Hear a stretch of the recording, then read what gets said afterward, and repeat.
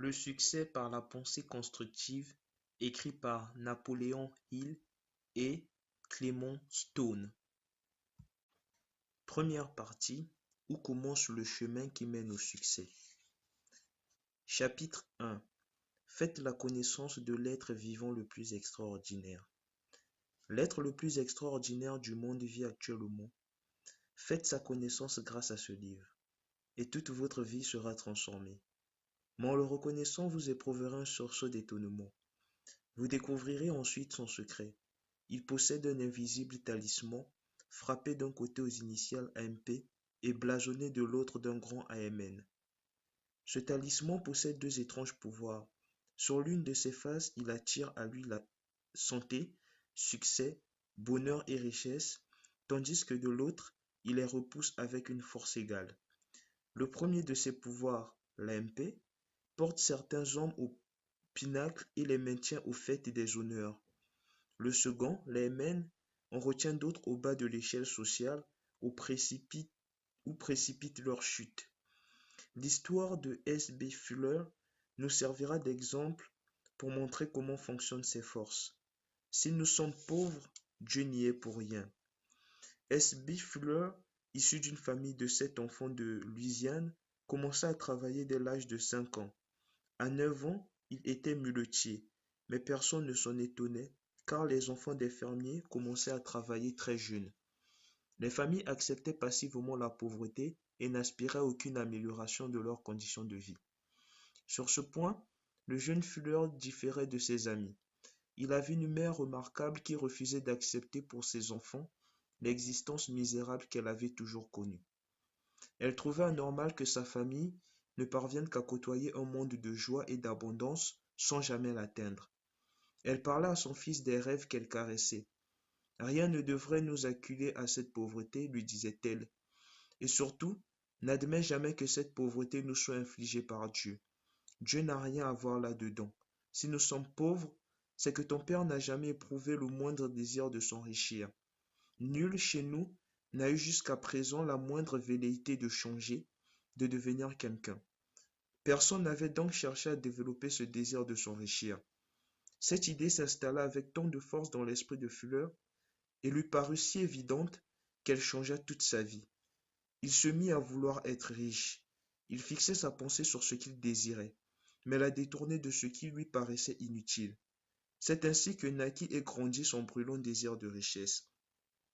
Le moyen le plus rapide de faire de l'argent, décida-t-il, c'était de vendre quelque chose. Il choisit le savon.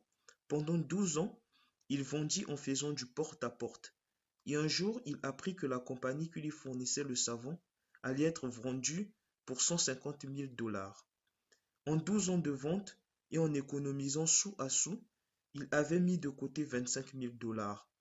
Il fut convenu qu'il déposerait ces 25 000 dollars et que le solde, soit 125 000 dollars, serait payé dans un délai de 10 jours.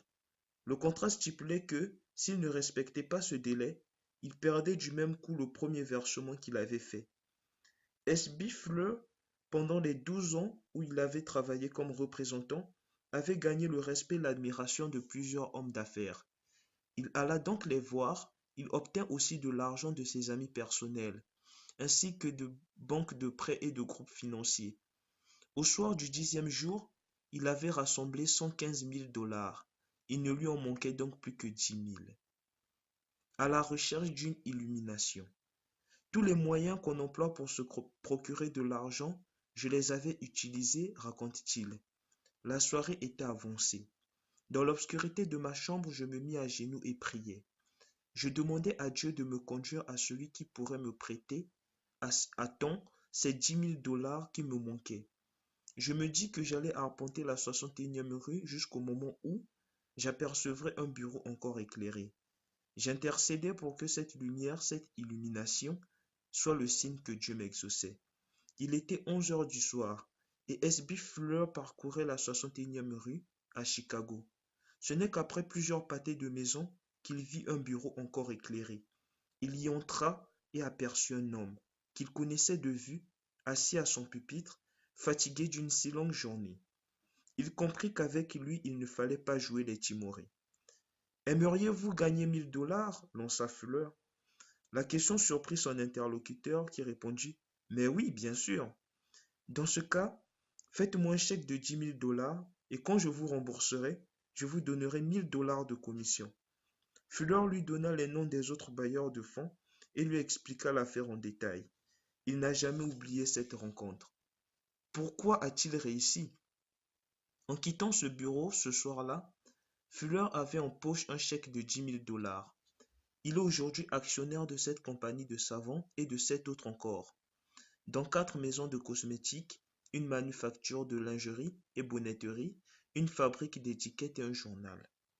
Dernièrement, nous lui avons demandé de nous dévoiler le secret de sa réussite. Il nous a répondu ce que sa mère lui avait dit bien des années auparavant. Si nous sommes pauvres, Dieu n'y est pour rien. Ce sont ceux qui nous ont précédés qui n'ont jamais ressenti le désir de s'enrichir. Personne dans notre famille n'avait voulu devenir riche. Moi, voyez-vous, je savais ce que je voulais, mais je ne savais pas comment m'y prendre pour y parvenir. Pour m'éclairer, je lisais la Bible et des livres d'édification et de perfectionnement. Je priais pour que Dieu m'aide à atteindre mes objectifs. 3 livres jouèrent un rôle important dans ma vie et m'aidèrent à faire une réalité de mon brûlant désir. Ce furent 1. La Bible, 2. Réfléchissez et devenez riche, 3. Le secret des siècles. Mais ma principale source d'inspiration, ce fut la Bible. Quand vous savez ce que vous voulez, il vous est plus facile de saisir au vol l'occasion qui se présente.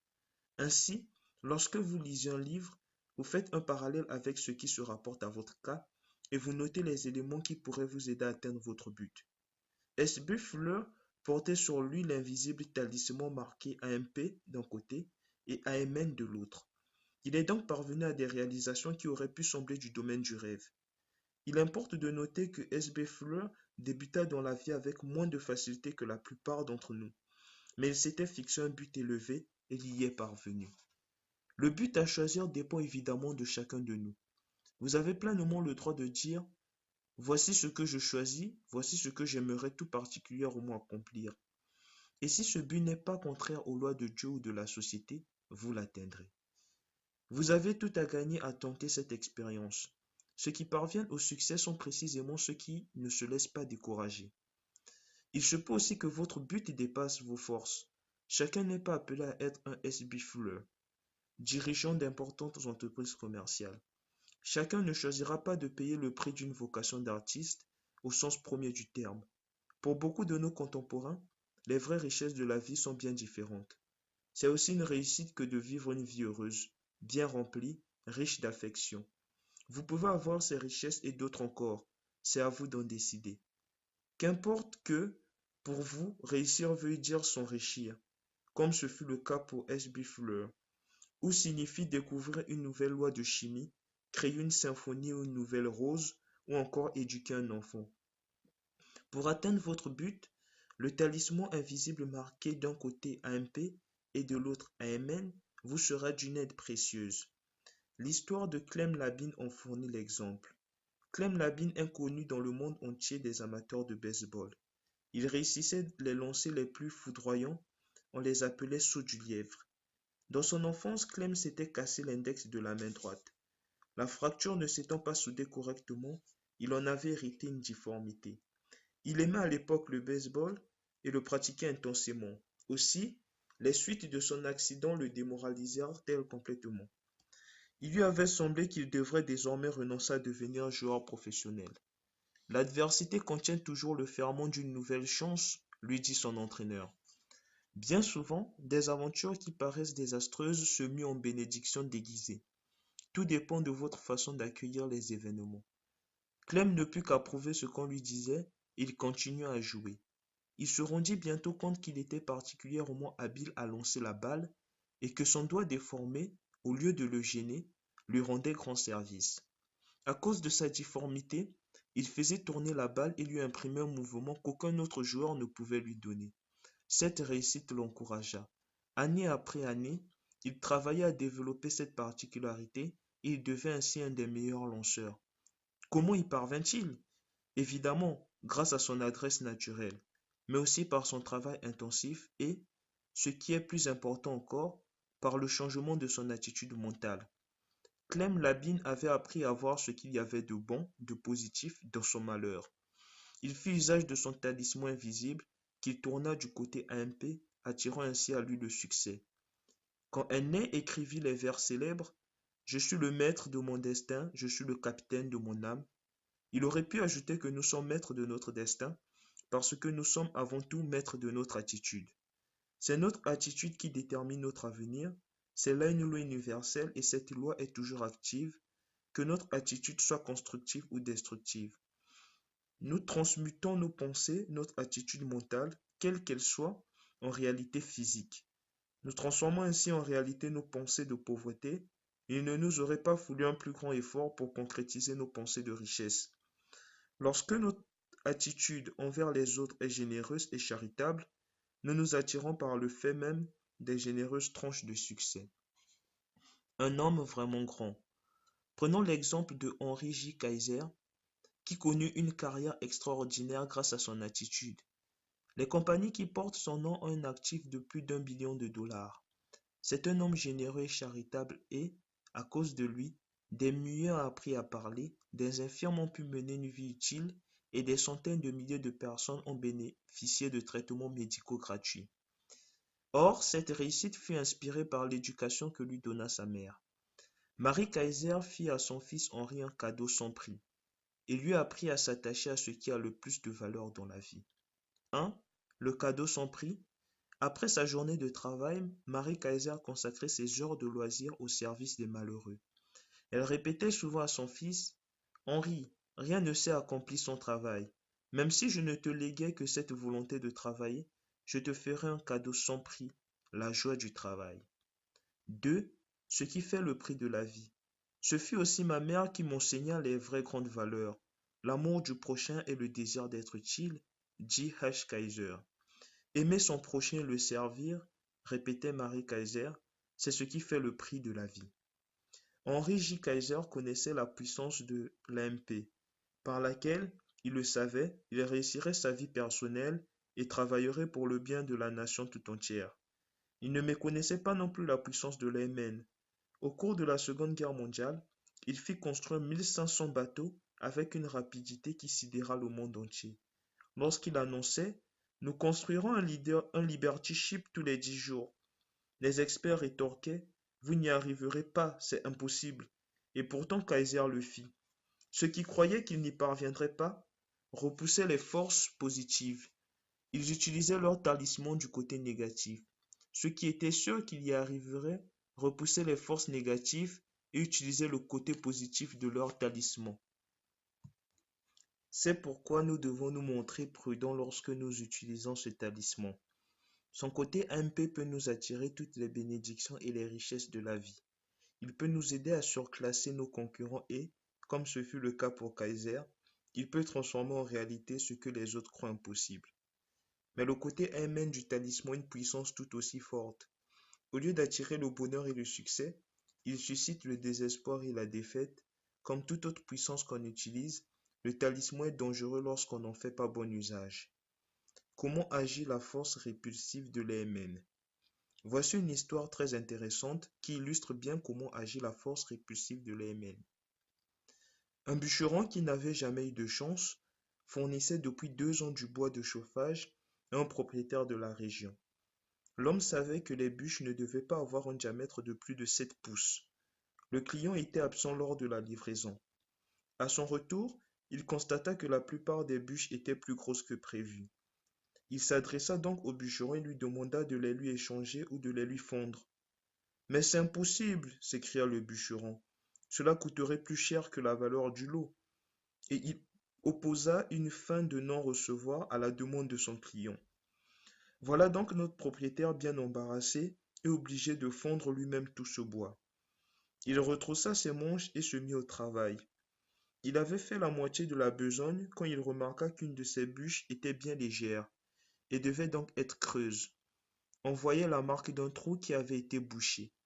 Il donna un bon coup de hache pour la fondre. Enveloppé dans une feuille d'étain noirci, un petit paquet tomba aux pieds de notre propriétaire qui se baissa, le ramassa et le déballa. À son gros étonnement, il contenait une liasse de vieux billets de 50 et de 100 dollars. Il en fit le compte, il y avait 2250 dollars. De toute évidence, ces billets avaient séjourné pendant de longues années dans l'arbre, car leur papier était devenu cassant.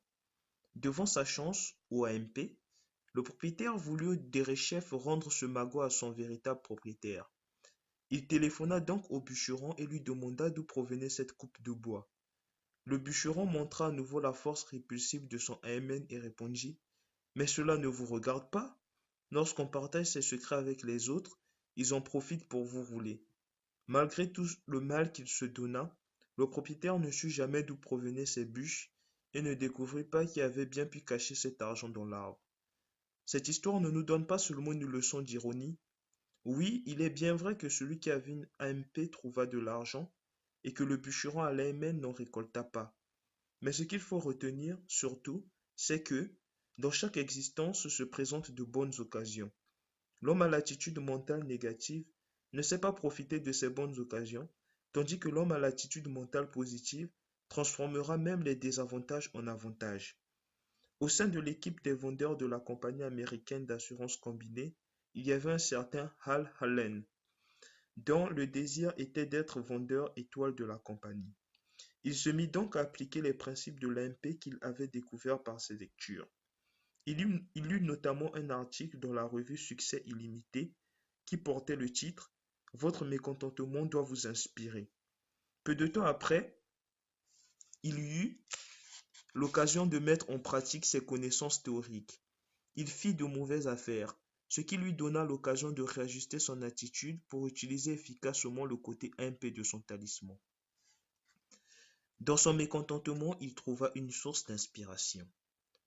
Par un jour glacial d'hiver, dans une ville du Wisconsin, Hal prospectait sans s'être annoncé les magasins d'un énorme pâté de maisons. Il les visitait l'un après l'autre et essayait d'y vendre des assurances. Hal ne conclut pas un seul contrat ce jour-là, et on éprouva évidemment un vif mécontentement.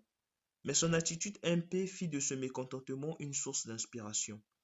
Il se souvint de l'article qu'il avait lu. Il en appliqua les principes. Le jour suivant, avant de quitter son bureau, il raconta à ses collègues l'échec qu'il avait essuyé le jour précédent et leur dit: Mais vous ne perdez rien pour attendre. Aujourd'hui, je vais retourner voir ces mêmes clients et je leur vendrai plus d'assurance que vous tous réunis. Fait remarquable, Hal y parvint. Il retourna voir tout ce qu'il avait vu le jour précédent. Il vendit ainsi 66 nouvelles polices d'assurance accident. Cette réussite est, bien sûr, exceptionnelle.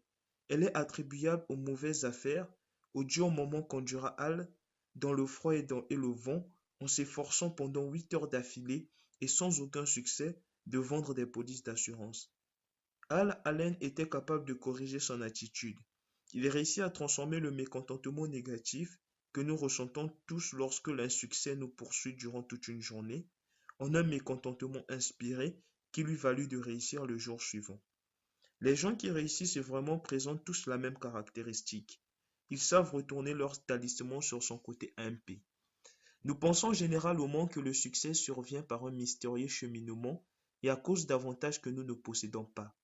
S'ils nous font défaut, c'est peut-être simplement que nous ne les voyons pas. L'évidence est souvent cachée. Chaque être humain a son AMP qui l'avantage, et ce processus n'a absolument rien de mystérieux. Henry Ford, au fait du succès, fut très envié. Les gens s'imaginaient que la réussite de Ford était due à la chance, à des amis influents, à son génie, enfin à ce qu'il nommait son secret. Ces différents éléments ont, sans aucun doute, joué leur rôle, mais sans plus. Une personne sur 100 000 comprit peut-être la raison réelle de ce succès, et ce tout petit nombre d'initiés évitait d'en parler à cause de sa simplicité. Un coup d'œil jeté sur Ford en action illustre parfaitement son succès. Ford décida un jour de développer le moteur V8, célèbre dans l'histoire de l'automobile. Il désirait construire une voiture où les 8 cylindres feraient bloc. Il demanda à ses ingénieurs de dessiner ce modèle. Comme un seul homme, tous les ingénieurs prétendirent qu'il était simplement impossible de grouper 8 cylindres en un seul bloc. Ford dit: Peu importe, faites-le. Mais répondirent-ils unanimement: C'est impossible. Mettez-vous à l'ouvrage, commanda Ford, et travaillez sur ce problème jusqu'à ce que vous lui ayez trouvé une solution, peu importe le temps que cela prendra. Les ingénieurs se mirent au travail. Que faire d'autre d'ailleurs s'ils voulaient conserver leur emploi? 6 mois passèrent et leurs recherches n'avaient pas abouti. 6 autres mois passèrent encore sans résultat. Plus les ingénieurs retournaient le problème et plus cette réalisation leur semblait impossible. À la fin de l'année, Ford fit le point avec eux. Ils lui exposèrent une fois de plus leur incapacité à exécuter ses ordres. Continuez vos recherches, dit Ford. Je veux ce moteur et je l'aurai. Que se passa-t-il? Vous le savez bien sûr. Cette réalisation n'était nullement impossible, et la Ford V8 devint la voiture à la mode qui surclassa toutes les autres. Ford et sa compagnie prirent ainsi une avance sur leurs concurrents qui mirent des années à les rattraper. Ford avait fait usage de son EMP. Le même pouvoir est à votre portée si vous en faites usage, si vous tournez votre talisman du bon côté, comme le fit Ford, vous aussi pourrez réussir en faisant de l'improbable une réalité. Si vous savez ce que vous voulez, vous arriverez à l'obtenir. Un homme de 25 ans qui prévoit de prendre sa retraite à 65 ans a devant lui quelques 100 000 heures de travail. Combien seront fructueuses, agissantes, profitables grâce au pouvoir de l'IMP? Et combien resteront stériles parce que étouffées par le négativisme de l'AMN? Mais comment faire pour qu'agissent dans votre vie les forces de l'AMP et non le pouvoir AMN? Certaines personnes savent utiliser instinctivement ces forces. Quand il s'agissait de réaliser la fameuse voiture V8, Ford était sans doute dans ce cas. D'autres doivent apprendre comment réagir. Hal Allen avait acquis ses connaissances dans des livres ou des revues dont il assimilait les principes. Le livre que vous avez sous les yeux est du même ordre. Vous aussi, vous pouvez apprendre à développer votre MP. Nombreux sont ceux qui croient à l'MP et l'utilisent un certain temps, mais au premier échec, ils perdent confiance. Le départ est bon, mais quelques interprétations erronées leur fait tourner le talisman du mauvais côté.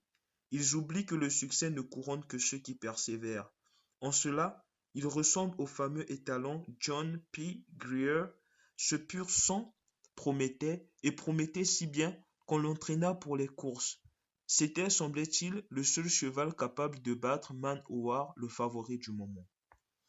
Que votre attitude mentale ne vous range jamais parmi ceux qui ont fait leur temps.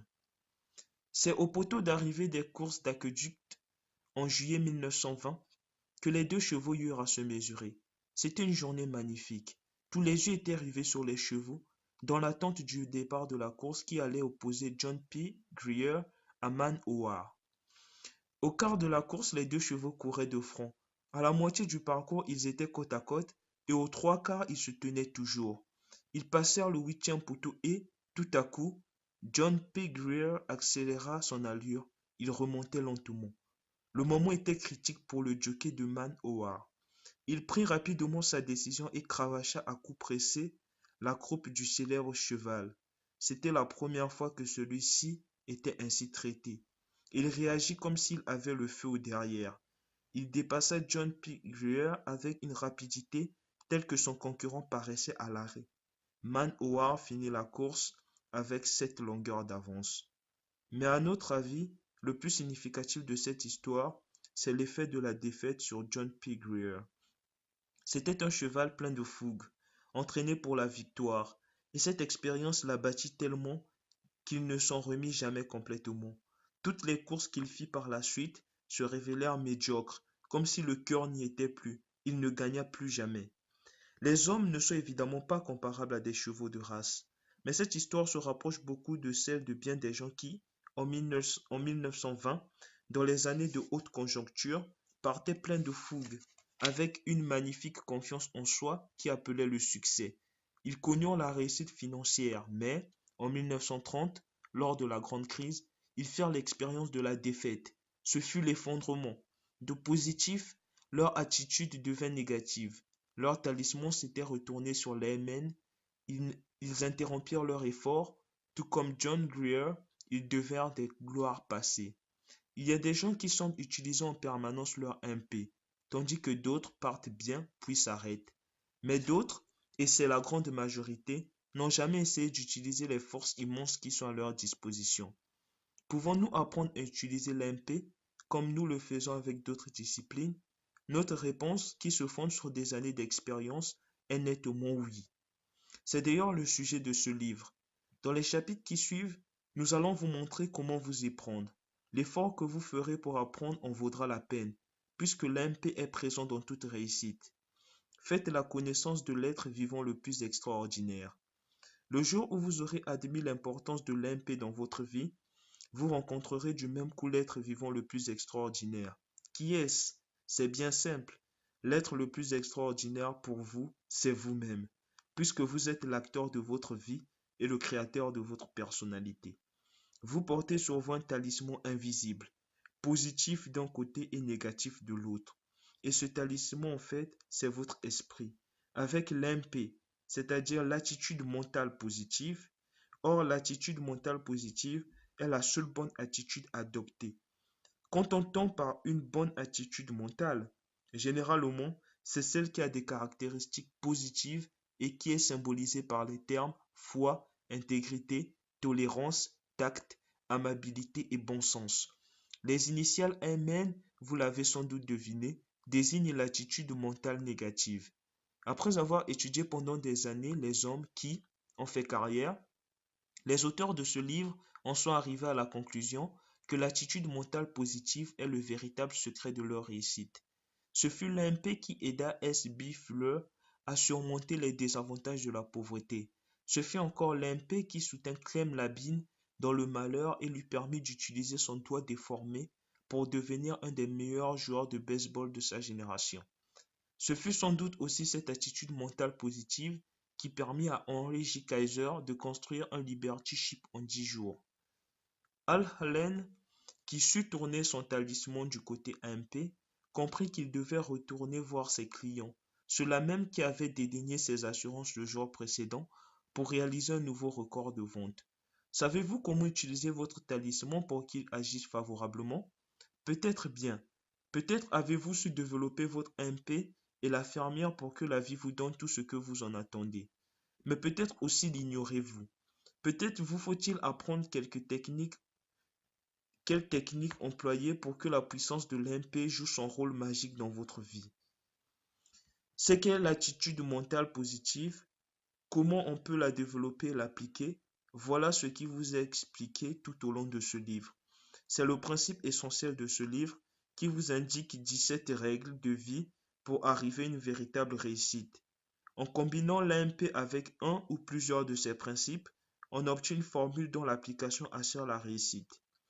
Ces principes, il faut les maîtriser.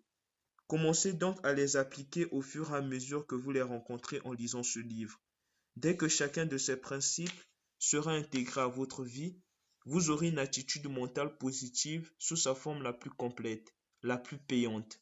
Elle vous apportera succès, santé et bonheur, réussite matérielle, bref, tout ce que vous attendez de la vie. Tous ces biens seront à vous, à condition que vous ne violez pas les lois de l'intelligence infinie et que vous ne passiez pas outre aux droits de vos semblables.